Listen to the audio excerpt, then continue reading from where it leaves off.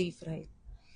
Me as a animal lover स्वतः, आम्ही जेवढे पण डॉक्टर्स आहे, व्हॉलंटियर्स आहे, आम्ही स्वतः पैसे काढून वॅक्सिन घेतो आणि आम्ही आमच्या एरियातल्या डॉग्सना वॅक्सिनेशन देतो, त्याचा काउंटसुद्धा ठेवतो.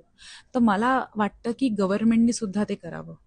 आउट ऑफ इंडिया असे भरपूर डॉग्स आहेत, त्यांना टॅग लावला जातो, त्याच्यामुळे कळतं की ह्या प्रत्येक डॉगला वॅक्सिनेशन दरवर्षी दिलं जातं, म्हणून तिकडची लोक बिंदासपणे त्यांना खायला घालतात आणि प्रेमसुद्धा करतात. भरपूर कंट्रीमध्ये तर प्राण्यांना मंथली फूड सुद्धा जातं, त्यांची गाडी जाते, सो तिकडचे कुत्रे अग्रेसिव्ह होत नाहीत. त्यांचा वॅक्सिनेशनचा फॉलोअप सुद्धा घेतलाय, पण तिथे रेबीजचं प्रमाण पण कमी आहे.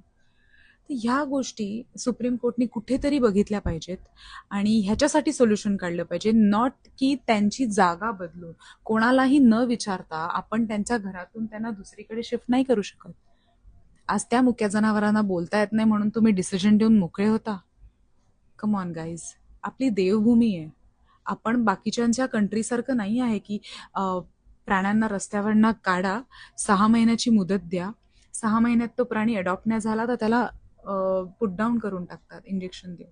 आपली देवभूमी आहे. We can't do this.